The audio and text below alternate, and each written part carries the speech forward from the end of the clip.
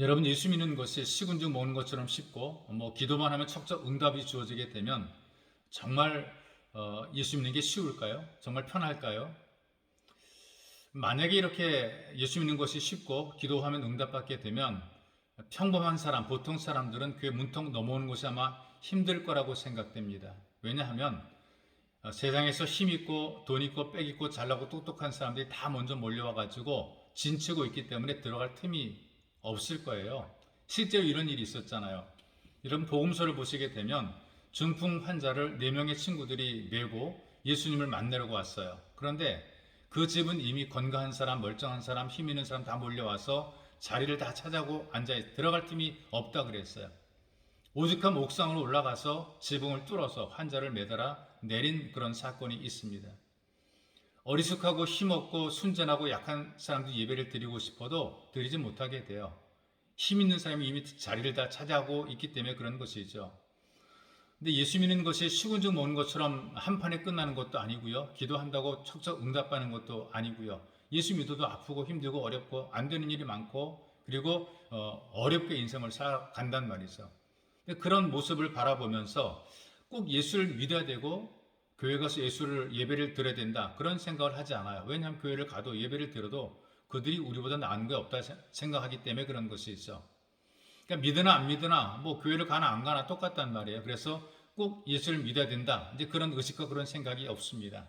그러나 그럼에도 불구하고 우리가 예수를 믿음으로 이 예수 믿는 믿음을 지켜내야 되는 것이죠. 그래서 여러분들에게 들려드릴 하나님 말씀 소개합니다. 빌립보서 3장 18절에서 21절 말씀까지예요. 제가 읽어드릴게요.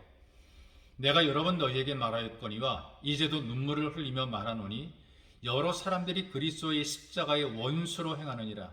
그들의 마침은 멸망이요 그들의 신은 배요 그 영광은 그들의 부끄러움에 있고 땅의 일을 생각하는 자라.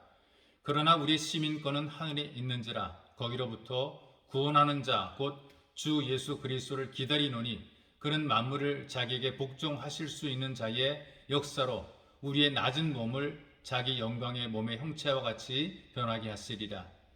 끝까지 믿음을 지켜내야지만 하늘의 시민권을 얻게 되고 결국은 영광의 몸으로 변화가 되어 주님과 함께 지내게 되는 것이죠. 그렇기 때문에 우리의 삶은 세상을 떠날 때까지 끝나지 않은 길을 가고 있는 것입니다. 이 믿음의 길을 가다 보게 되니까 방해꾼도 있고요, 장애물도 있고요, 함정도 있고요, 미혹도 있어요.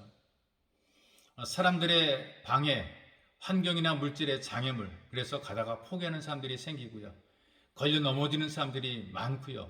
또 다른 데로 끌려가는 사람들이 생겨나게 되는 것입니다. 그러나 혹 걸려 넘어져도 다시 믿음을 붙잡게 되면 성공적인 삶을 살게 되는 것이죠. 함정에 빠졌더라도 다시 일어서서 다시 기어 나와서 믿음을 지키면 성공하게 되는 것입니다. 그 어릴 때에 그 사람들이 많이 다니는 길목에 함정을 만들었어요.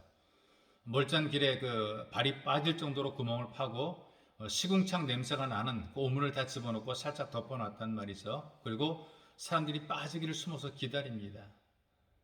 거기 빠진 사람 욕하고 지나가요. 근데 그렇다고 해서 그 길을 안 다니는 것은 아닙니다. 또 그 길로 다니죠. 여러분, 믿음의 길은 쉽지 않습니다. 그러나 멈추지 말고 가야 되는 것입니다. 바울이 우리에게 이렇게 말씀하시죠. 우리가 어디까지 이르렀든지 그대로 향할 것이니라. 이 바울이 그 사방을 다니 복음을 전했는데 그 중에 갑바도기아 성도들에게 그 복음을 증거했는데 그들은 복음 받은 이후에 핍박을 피해가지고 200년 동안 지하에서 생활했다 그래요. 땅을 파고 그 밑에서 한 15,000명 정도가 생활했습니다. 그 위에는 집을 지어서 위장을 하고요. 낮에는 농사를 지으러 다 밭에서 일합니다. 밤에는 전부 집으로 들어가지만 집이 아닌 지하로 내려가서 환난을 피하고요. 이런 지하가 얼마나 많은지요.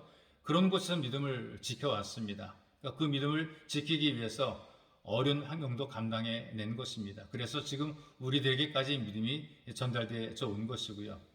믿음은 어려도 지켜야 됩니다. 예수님 없이 사는 삶은 무엇해도 헛된 것이고요. 아무리 많은 것을 소유해도 가난한 것이고요. 그리고 참 들고 나는 것을 다 지켜주어도 사람들이 다 지켜줘도 불안할 수밖에 없습니다. 이 바울이 고난 속에서 믿음을 지키는 성도를 위해서 간절히 기도합니다. 기도할 때에 그들을 생각하면서 감사가 넘친다 고백을 하고 있어요. 믿음을 지키는 사람을 바라볼 때마다 감사 넘쳐나요. 감동이 되는 거예요. 여러분이 믿음을 지키고 살게 되면 여러분에서 기도하는 사람이 감동이 됩니다. 더 감격스러운 기도를, 축복의 기도를 드릴 수가 있게 되는 것이죠.